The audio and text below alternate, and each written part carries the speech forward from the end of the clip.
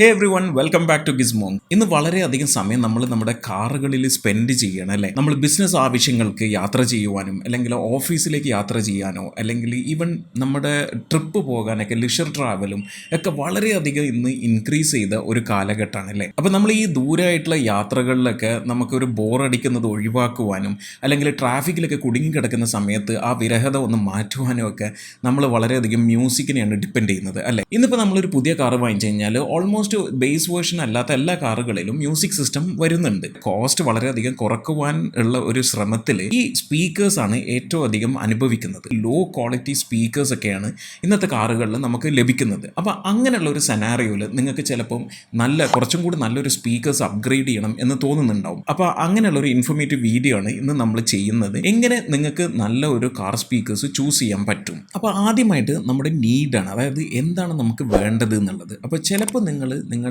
Factory speakers upgrade ചെയ്യാൻ ഉദ്ദേശിക്കുന്ന ആൾക്കാരായിരിക്കും. നിങ്ങൾ ചിലപ്പോൾ ബഡ്ജറ്റ് കോൺഷ്യസ് ആയിരിക്കും.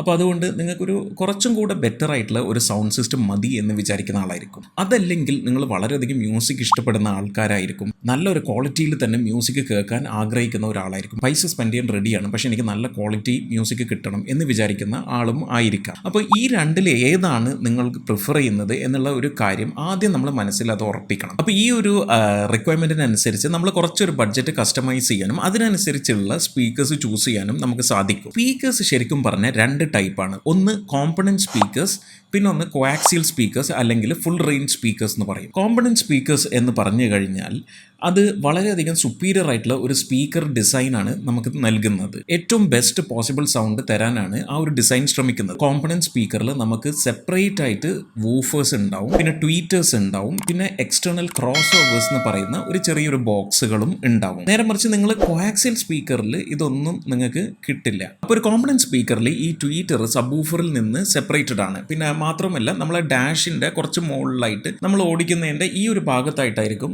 അത് ഫിക്സ് ചെയ്തിട്ട് ഉണ്ടാവുക. അപ്പോൾ കുറച്ചും കൂടെ ഒരു റിയലിസ്റ്റിക്കും ലൈവും കുറച്ചും കൂടെ ഡെപ്തും ഉള്ള ഒരു മ്യൂസിക് കിട്ടുവാനാണ് കോമ്പണൻറ്റ് സ്പീക്കേഴ്സ് നമ്മൾ യൂസ് ചെയ്യുന്നത്. അതുകൊണ്ട് തന്നെ ഇതിൻ്റെ കോസ്റ്റും കുറച്ച് കൂടുതലാണ്. അപ്പോൾ ഇത് ശരിക്കും കൺസിഡർ ചെയ്യേണ്ട ആൾക്കാർ ആരാന്ന് വെച്ചാൽ വളരെയധികം എംഫസിസ് അല്ലെങ്കിൽ ഇമ്പോർട്ടൻസ് സൗണ്ട് ക്വാളിറ്റിക്കും ക്ലാരിറ്റിക്കും ഇമ്പോർട്ടൻസ് കൊടുക്കുന്ന ആൾക്കാർക്കാണ് കോമ്പണൻറ്റ് സ്പീക്കേഴ്സിന് പോകുന്നത് നല്ലത്. ബഡ്ജറ്റ് വളരെ കോൺഷ്യസ് ആണെങ്കിൽ പിന്നെ നമ്മൾ കോആക്സിയൽ സ്പീക്കേഴ്സാണ് എല്ലാം ചൂസ് ചെയ്യാൻ നല്ലത്. അപ്പോൾ ഇനി നമുക്ക് കോആക്സിയൽ സ്പീക്കേഴ്സ് അല്ലെങ്കിൽ ഫുൾ റേഞ്ച് സ്പീക്കേഴ്സിനെ പറ്റി നോക്കാം. വൂഫറും ട്വീറ്ററും ഒക്കെ നമുക്ക് ഈ ഒരു സ്പീക്കറിൻ്റെ ഉള്ളിൽ തന്നെ കാണാൻ പറ്റും. സൗണ്ട് ക്വാളിറ്റി വളരെയധികം ഇമ്പോർട്ടൻസ് കൊടുക്കുന്ന ആൾക്കാർ തീർച്ചയായിട്ടും കോമ്പണൻറ്റ് സ്പീക്കേഴ്സിന് തന്നെ പോകണം. അപ്പോൾ ഇപ്പോൾ നിങ്ങൾ ഏത് ടൈപ്പ് ഓഫ് സ്പീക്കേഴ്സിനാണ് പോകുന്നതെന്ന് ആദ്യം ഒരു ധാരണ ഉണ്ടാവും അല്ലേ. കോമ്പണൻ്റ് ആണോ കോആക്സിയൽ ആണോ? അത് കഴിഞ്ഞ് കഴിഞ്ഞാൽ നിങ്ങൾ തീരുമാനിക്കേണ്ടത് എത്ര ഇഞ്ചാണ് നിങ്ങളുടെ വണ്ടിയിലുള്ള സ്പീക്കർ സൈസ്. അതായത് ഇപ്പോൾ നിങ്ങളുടെ ഫ്രണ്ട് ഡോസിലും ബാക്ക് ഡോറിലും ആണല്ലോ ഇപ്പോൾ അധികം സ്പീക്കേഴ്സൊക്കെ മൗണ്ടഡ് ആയിട്ട് വരുന്നത്. അപ്പോൾ വളരെ കോമൺ ആയിട്ടുള്ള സൈസുകൾ 5/1/4 എന്നുള്ള ഒരു സൈസ് സ്പീക്കറുകളും അല്ലെങ്കിൽ 6.5 ഇഞ്ച് സ്പീക്കറുകളുമാണ് കമ്പനികൾ ഇപ്പോൾ അധികവും തരുന്നത്. ഇതിലേതെങ്കിലും ഒരു സൈസ് ആയിരിക്കും നിങ്ങളുടെ ഫ്രണ്ട് ഡോറിലുള്ളതും അല്ലെങ്കിൽ ബാക്ക് ഡോറിലുള്ള സ്പീക്കേഴ്സ്. അപ്പോൾ ഇനി നമ്മൾ ഡീപ്പ് ഡൈവ് ചെയ്ത് ഏത് സ്പീക്കേഴ്സാണ് അതിൻ്റെ സ്പെസിഫിക്കേഷൻ വെച്ച് ഡിസൈഡ് ചെയ്യുന്നതിന് മുന്നേ ഒരു കാര്യം കൂടി നമ്മൾ ഡിസൈഡ് ചെയ്യാനുണ്ട്. അതായത് നിങ്ങളുടെ കമ്പനി ഫാക്ടറി സ്റ്റീരിയോ സിസ്റ്റം വെച്ചിട്ടാണോ നിങ്ങൾ കണ്ടിന്യൂ ചെയ്യാൻ പോകുന്നത്, അല്ല നിങ്ങളുടെ ഹെഡ് യൂണിറ്റ് അപ്ഗ്രേഡ് ചെയ്യാൻ പോവുകയാണോ? ഇപ്പോൾ പയനീർ, സോണി, ആൽപൈൻ, ബ്ലോപങ്ക്, ഓങ്കിയോ അങ്ങനെ പല മാനുഫാക്ചറേഴ്സും ഇപ്പം നമുക്ക് കാറിൽ ഹെഡ് യൂണിറ്റുകൾ തരുന്നുണ്ട്. അപ്പോൾ അങ്ങനെ നിങ്ങളുടെ കാറിൽ നിങ്ങൾ വാങ്ങുന്ന സമയത്ത് കിട്ടിയിരിക്കുന്ന നിങ്ങളുടെ ആ ഹെഡ് യൂണിറ്റ് സ്റ്റീരിയോ മാറ്റി അപ്ഗ്രേഡ് ചെയ്യുന്നുണ്ടോ എന്നുള്ളത് നിങ്ങൾ തീരുമാനിക്കണം. അത് ഇമ്പോർട്ടൻ്റ് ആണ്. കാരണം എന്താണെന്ന് വെച്ചാൽ ഒന്ന് നിങ്ങളുടെ ബഡ്ജറ്റ് നല്ലോണം കൂടും, പക്ഷേ നിങ്ങളുടെ സൗണ്ട് ക്വാളിറ്റിയും ആ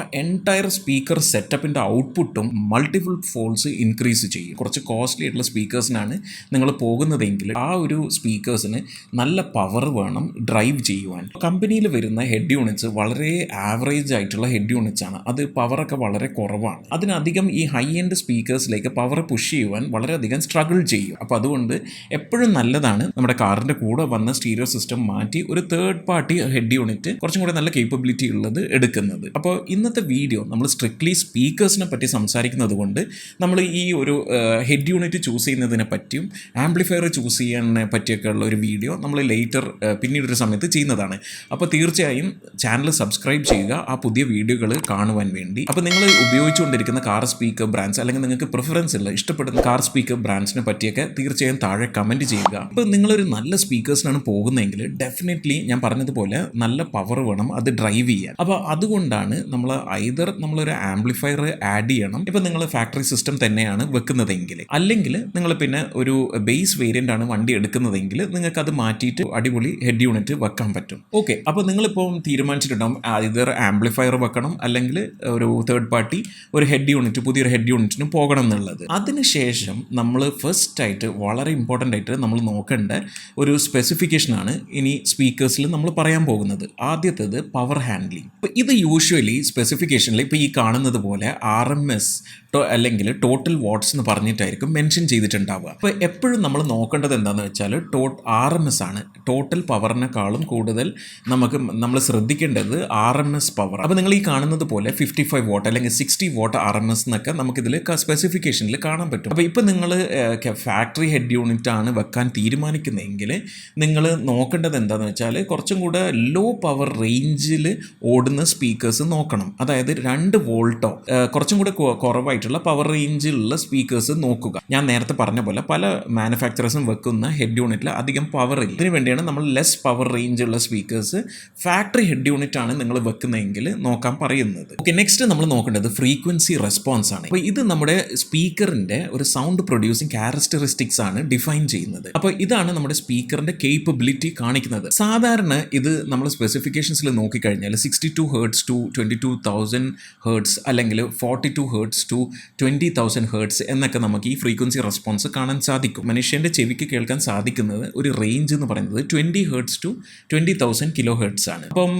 നമ്മൾ ലോ ഫ്രീക്വൻസി അതായത് ബേസ് നല്ലതാണ് എന്നൊക്കെ നമ്മൾ പറയുന്നുണ്ടല്ലോ, അത് ഈ ലോവർ റേഞ്ചിൽ വരുന്നത് ഇപ്പോൾ 62, 40, 20 ഹെർട്സ് എന്ന് പറയുന്ന ആ ഒരു റേഞ്ചിൽ വരുന്നതാണ് നമ്മുടെ ബേസ് എന്ന് പറയുന്നത്. ഇനി കുറച്ചും കൂടെ മുകളിലേക്ക് ഫ്രീക്വൻസി പോകുന്നതിനനുസരിച്ച് മിഡ് വോക്കൽസ് അങ്ങനെ നമ്മുടെ മിഡ് റേഞ്ചിലേക്കാണ് വരുന്നത്. പിന്നെ ഏറ്റവും മുകളിലേക്ക് 20,000 എബവ് ഒക്കെ പോകുമ്പോൾ വളരെ ഹൈ പിച്ചായിട്ടുള്ള ഹൈ ഫ്രീക്വൻസി സൗണ്ട്സ് ആണ്. അതാണ് നമ്മൾ ട്രെബിൾ എന്ന് പറയുന്നത്. നമ്മുടെ സ്പീക്കറിന് എത്രമാത്രം ലോ ഫ്രീക്വൻസി റേഞ്ച് അതായത് ബേസും മിഡും പിന്നെ ടോപ്പ് ഫ്രീക്വൻസി അതായത് ഹൈ ഫ്രീക്വൻസി അല്ലെങ്കിൽ ട്രെബിൾ ഹാൻഡിൽ ചെയ്യാൻ പറ്റും എന്നുള്ളതാണ് നമുക്ക് ഈ ഒരു ഫ്രീക്വൻസി റേഞ്ചിൽ കൂടെ നമുക്ക് ക്ലിയർ ആയിട്ട് മനസ്സിലാക്കാൻ പറ്റുന്നത്. അപ്പോൾ നിങ്ങളിപ്പോൾ ഒരു സബ് വൂഫർ വെക്കാൻ പ്ലാൻ ചെയ്യുന്നില്ലെങ്കിൽ നിങ്ങൾക്ക് കുറച്ച് മിഡ് ബേസ് കുറച്ച് എന്തായാലും ഒരു ടൈറ്റായിട്ട് വേണമെന്നുണ്ടെങ്കിൽ ഡെഫിനറ്റ്ലി നിങ്ങൾ ചൂസ് ചെയ്യേണ്ടത് ഒരു ലോവർ ഫ്രീക്വൻസി ഹാൻഡിൽ ചെയ്യാൻ പറ്റുന്ന ഒരു സ്പീക്കേഴ്സ് തന്നെ ആയിരിക്കണം. അപ്പോൾ ഈ ഒരു സ്റ്റാർട്ടിംഗ് നമ്പേഴ്സ്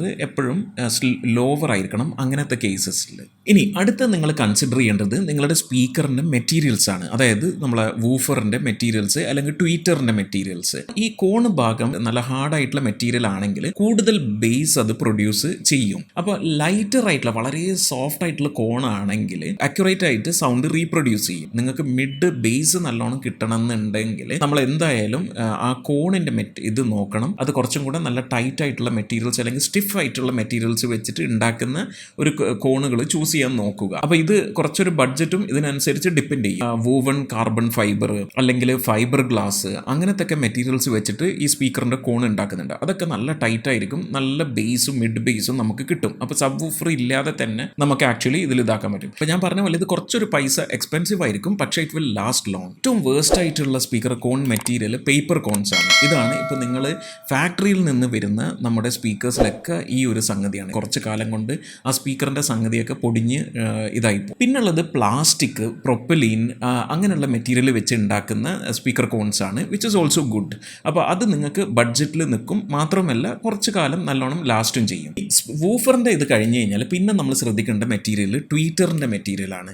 അതായത് ട്വീറ്റർ ഇപ്പോൾ 2 സാധനങ്ങൾ വെച്ചാണ് അധികം ഉണ്ടാക്കുന്നത്. ഒന്ന് സിൽക്ക് അല്ലെങ്കിൽ ക്ലോത്ത്. വേറൊരു ടൈപ്പ് സ്പീക്കേഴ്സ് മെറ്റീരിയൽ എന്താണെന്ന് വെച്ചാൽ മെറ്റാലിക് ടൈപ്പാണ്. അതായത് സെറാമിക്, മെറ്റാലിക് അങ്ങനത്തെ ഒക്കെ ട്വീറ്റേഴ്സ് ഉണ്ട്. അത് വളരെയധികം ഷാർപ്പും ക്രിസ്പും പ്രിസൈസും ആയിട്ടുള്ള മ്യൂസിക്കാണ് ജനറേറ്റ് ചെയ്യുക. അപ്പോൾ നിങ്ങൾക്ക് വളരെയധികം ഹൈ പിച്ച് സൗണ്ട്സ് വളരെ ഇങ്ങനെ ചെവിയിൽ കുത്തുന്ന പോലത്തെ ഹൈ പിച്ച് സൗണ്ട് ഇഷ്ടമല്ലെങ്കിൽ നിങ്ങൾ ട്വീറ്റർ ചൂസ് ചെയ്യുന്ന സമയത്ത് അത് സിൽക്ക് സിൽക്ക് അല്ലെങ്കിൽ ക്ലോത്തിനെ കൊണ്ട് ഉണ്ടാക്കിയ ട്വീറ്റർ മെറ്റീരിയൽ ആണെന്ന് നമ്മൾ ശ്രദ്ധിക്കുക. ലാസ്റ്റായിട്ട് ഇനി നിങ്ങൾ ചെക്ക് ചെയ്യേണ്ട ഒരു സ്പെസിഫിക്കേഷൻ സെൻസിറ്റിവിറ്റിയാണ്. അപ്പോൾ സാധാരണ ഇത് സ്പെസിഫിക്കേഷനിൽ നമുക്ക് കാണാൻ പറ്റും 90 ഡെസിബൽ അല്ലെങ്കിൽ ഹയർ എന്ന് പറയുന്നതാണ് കുറച്ചൊരു എഫിഷ്യൻസി കാണിക്കുന്ന ഒരു സ്പീക്കേഴ്സ്. അപ്പോൾ കൂടുതൽ ഹയർ എഫിഷ്യൻസി സ്പീക്കേഴ്സ് ആണ് നിങ്ങൾ ചൂസ് ചെയ്യുന്നതെങ്കിൽ ഡെഫിനറ്റ്ലി അത് ഒരു ഫാക്ടറി സിസ്റ്റത്തിൻ്റെ കൂടെ പെയർ ചെയ്യുന്നതാണ് നല്ലത്. നിങ്ങൾ വണ്ടി വാങ്ങിച്ചപ്പോഴുള്ള ഹെഡ് യൂണിറ്റ് വെച്ച് തന്നെയാണ് നിങ്ങൾ കണ്ടിന്യൂ ചെയ്യുന്നതെങ്കിൽ നിങ്ങൾ ചൂസ് ചെയ്യുന്ന സ്പീക്കേഴ്സിന് സെൻസിറ്റിവിറ്റി ഹയർ ഉണ്ട് എന്ന് ഉറപ്പ് വരുത്തുക. പക്ഷേ ഹയർ സെൻസിറ്റിവിറ്റി സ്പീക്കേഴ്സിന് ഒരു പ്രശ്നം എന്താ വെച്ചാൽ അധികം ബേസ് ഉണ്ടാകില്ല. അപ്പോൾ നിങ്ങൾക്ക് നല്ല ബേസ് വേണം, പവർഫുൾ സ്പീക്കർ സെറ്റപ്പാണ് നിങ്ങൾ ചെയ്യാൻ ഉദ്ദേശിക്കുന്നതെങ്കിൽ ഡെഫിനറ്റ്ലി നിങ്ങൾ കുറച്ചും കൂടെ സെൻസിറ്റിവിറ്റി ലോവർ ആയിട്ടുള്ള സ്പീക്കേഴ്സിന് പോകുക. അപ്പോൾ അങ്ങനത്തെ കേസസിൽ നിങ്ങൾ കുറച്ചും കൂടെ പവർഫുൾ ആയിട്ടുള്ള ഒരു ഹെഡ് യൂണിറ്റ് വെക്കുക, അല്ലെങ്കിൽ നിങ്ങളെ ഫാക്ടറി സിസ്റ്റത്തിൻ്റെ കൂടെ നിങ്ങളൊരു ആംപ്ലിഫയറും ആഡ് ചെയ്യുക. അപ്പോൾ ഇപ്പോൾ നിങ്ങൾക്ക് ഏകദേശം സ്പെസിഫിക്കേഷൻസ് ഒക്കെ വായിച്ചിട്ട് തന്നെ സ്പീക്കറിൻ്റെ ഒരു ഇതും ബഡ്ജറ്റും നിങ്ങളുടെ ഒരു ലിസണിങ് ടേസ്റ്റും ഒക്കെ അനുസരിച്ച് സ്പീക്കർ ചൂസ് ചെയ്യാൻ പറ്റും എന്ന് ഞാൻ വിചാരിക്കുന്നു. അപ്പോൾ നമുക്കിനി ഒന്ന് സമ്മറൈസ് ചെയ്യാം. അതായത് ഒരു ഗുഡ് നല്ല മിഡ് ബേസ് നിങ്ങൾക്ക് വേണമെങ്കിൽ ഹൈ RMS നോക്കുക. സ്പീക്കറിൽ നല്ല ലോ ഫ്രീക്വൻസി ഉണ്ടെന്ന് ഉറപ്പ് വരുത്തുക. കോണ് സ്റ്റിഫായിട്ടുള്ള കോൺ മെറ്റീരിയൽ കൊണ്ടാണ് സ്പീക്കറിൻ്റെ കോൺ ഉണ്ടാക്കിയിരിക്കുന്നതെന്ന് ഉറപ്പ് വരുത്തുക. നല്ലൊരു ലാർജ് മാഗ്നറ്റ് ഉണ്ട് എന്നുള്ളതും ലോ സെൻസിറ്റിവിറ്റി സ്പീക്കേഴ്സ് ആണെന്നുള്ളതും എന്ന് ഉറപ്പ് വരുത്തുക. ഇത് കുറച്ച് ഒരുവിധം എല്ലാ ടേസ്റ്റിലുള്ള ആൾക്കാർക്കും ഈ ഒരു പറഞ്ഞ സ്പെസിഫിക്കേഷൻ